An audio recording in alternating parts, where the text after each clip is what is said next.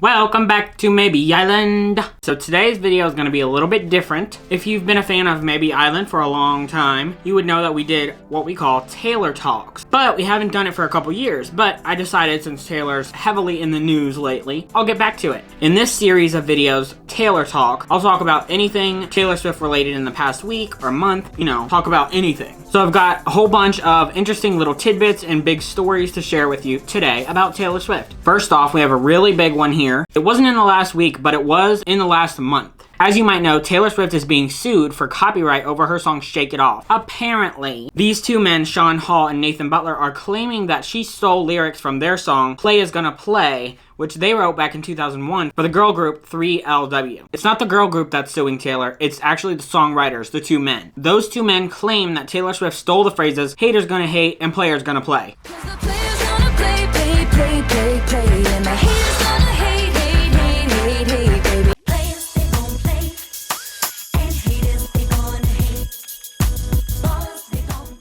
Now come on, y'all. Really? This case was originally brought against Taylor in 2017, but this is what the judge said back in 2018. In this quote, he was talking about the song by 3LW. He said, "The lyrics are too brief, too unoriginal, and too uncreative to be protected by copyright." He also said, "In the early 2000s, pop culture was adequately suffused with the concepts of players and haters to render the phrases players gonna play or haters gonna hate. Standing on their own, they're no more creative than runners gonna run or swimmers gonna swim." So what happened? Why is there a change of heart, Mr. Judge? What is going on, Your Honor? So this is pretty crazy. I do have some quotes from the attorney of Hall and Butler about the case being reopened. "Our clients are extremely satisfied with this decision, especially because it reinforces the notion that their unique self-expression based on the deeply rooted cultural heritage cannot be simply snatched away without proper attribution. We are pleased that the court refused to engage in a battle of the experts, especially given that the defendant's resources vastly outweigh those of our clients here, and it is about time that justice should serve the merits rather than deep pockets." First of all, Marina Bogorad, the attorney for these two songwriters, I don't think Taylor is stealing your song, and I don't think Taylor has deep pockets and that she'll win just because she has deep pockets. That is some tea. She's throwing some shade like, wow, okay, you really said that. A representative for Taylor did not want to comment and did not respond. But back in 2018, this is what a representative for Taylor had to say. "These men are not the originators or creators of the common phrases players or haters gonna hate. They did not invent these common phrases, nor are they first to use them in a song. We are confident the true writers of Shake It Off will prevail again. Their claim is not a crusade for all creatives, it is a crusade for Mr. Hall's bank account." And that I truly believe. Y'all are gonna reopen this case again. Not to mention the judge back in 2018 cited 13 other songs that have this exact phrase in it. Players gonna play and haters gonna hate. So why is this being reopened? I honestly don't know why they're bringing back this case. I think they're the ones with the deep pockets and they want the pockets to be filled. Come on now. Oh, and to let you know, the trial for that happens in August of next year. So we got a long time to wait. Comment down below, why do you think that Sean Hall and Nathan Butler are reopening this case? I really want to know. Okay, on to the next story. This story doesn't make the mood any lighter, so brace yourself. There was recently a party held for the release of Red, Taylor's version, and apparently everyone there got tested for COVID and got their vaccine, but it turns out a week later, almost 100 people are positive for COVID. Wow. The party was held in Sydney, Australia at the Metro Theatre at around 9 p.m. And apparently 600 people were there. That sounds like a lot of fun, but I'm not getting COVID. Like, what?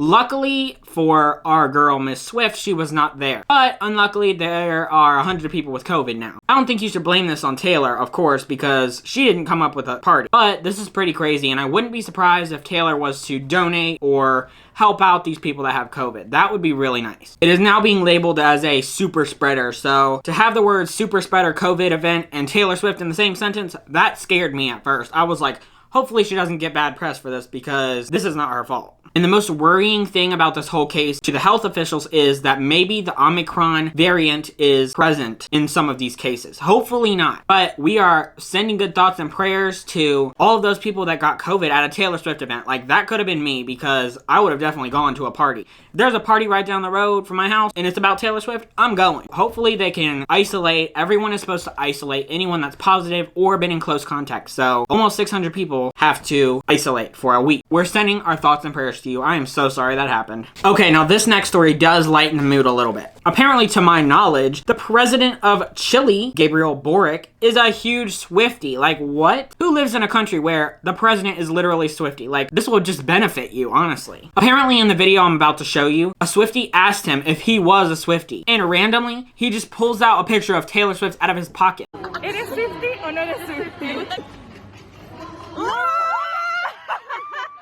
Who has that? I don't even have a picture of Taylor in my pocket. Okay, maybe that's a little weird, but that's just me. I'm just saying, that is really funny. He's also posted a picture of him wearing the cardigan from the Cardigan music video, and he said, "I feel Swiftie." That's what he said on Twitter. He is also seen holding a picture of Taylor. That picture of Taylor's a little odd, like where she's doing the praying hands. I don't know about that, but okay. There's a couple pictures of him opening up a box that has folklore cookies in it, and he holds up the folklore album. He is a true Swiftie. He really loves Taylor Swift. Okay, now I want to call this next section Taylor Tidbits. I might call it that. I don't know. Maybe that's cringy. This segment will just be full of little things, like not exactly related to Taylor, but people talking about Taylor or little stuff that has to do with Taylor. First, Taylor Swift was nominated for Best International Artist at the 2022 Brits Award, and last year, Olivia Rodrigo and Taylor Swift met there. So maybe we'll see Taylor there again. And last year, she was wearing that lovely blue dress that I just love. Yeah, maybe we'll see her there again. Who knows? Next, the CEO of Republic Records talked about Taylor Swift in an interview with Billboard. Republic Records got the Label of the Year award from Billboard, which is awesome, because that's who Taylor Swift is with. Watch this little video. My little guy says, "Taylor Swift works for my dad." And I walked over there and I said, "Kids, just so we're clear, Daddy works for Taylor Swift." Apparently, Monty Lipman's son said, "Taylor Swift works for my dad." And he actually corrected him and said, "No,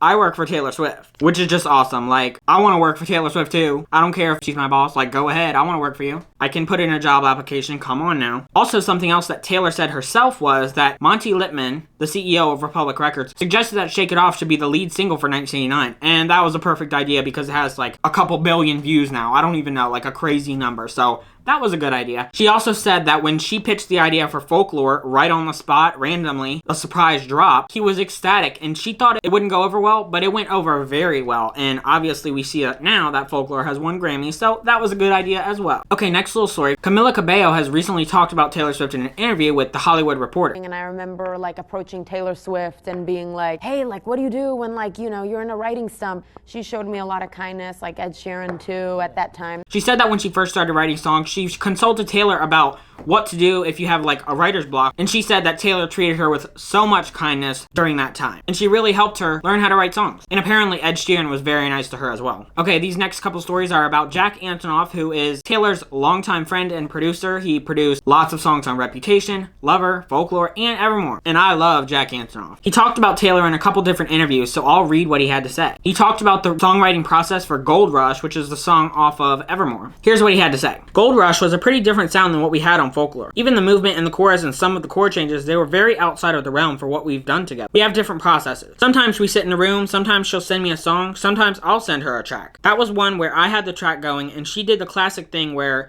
you send it to her and very short time later she sent back a voice note with all of these brilliant ideas of what the song should be." That is crazy. To work with Taylor Swift that close where you're just sending each other voice notes, hello, that is a dream. I want to collab. Hello, I can collab. And that's a really fun insight into the songwriting process of Gold Rush. Again, this is what Jack Antonoff had to say when All Too Well went #1 on the Billboard Hot 100. "You gotta love those moments and hold them close. My initial response was to call out everyone in the industry who told me that no one has attention spans anymore. By the way, the lesson from that isn't to go make a 10-minute song. The lesson from that is don't listen to what the industry says. I mean, it happens time and time again." So pretty much what he's saying is Taylor is making history and the industry told her not to do that, or the producers or whoever told her not to do that. And guess what? She did it and she succeeded. I mean, a 10-minute song went #1 on a huge chart. Like, when does that happen? I don't think we'll see that happen for a long time. Okay, one last little story to add to the end while I'm editing. A sound clip of Kim Kardashian saying that Taylor Swift's songs are catchy and cute. Listen to this.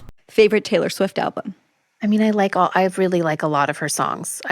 They're all super cute and catchy, and I'd have to look in my phone to get a name. Girl, I know you did not just call Taylor Swift songs cute and catchy. What? And I know you have not listened to one of her songs. Come on, she wrote a whole album about you. Okay, so that's all the little stories I have about Taylor for today. Hopefully I'll do these videos once a week, but you know, sometimes not a lot happens with Taylor. This past week and this past month, a lot has happened with Taylor. So I thought I'd do a little information video, and make sure to share this video because if there's any new Swifties out there, I know I would love to hear this because I have no idea what Taylor's doing sometimes. Make sure to hit the like button, subscribe, and hit the bell notification. You don't want to miss anything. Plus, we do lots of reactions to Taylor Swift. My grandparents react to Taylor Swift. Who else does that? What should I talk about next? If there's any Taylor Swift stories that I haven't heard of or anything like that that I should cover, comment down below. I'm gonna leave you with the question today. Why do you think that the lawsuit about Shake It Off being copyrighted was reopened? Who do you think will win? Sean Hall and Nathan Butler, the songwriters of the other song, or Taylor Swift, Shake It Off? Bye!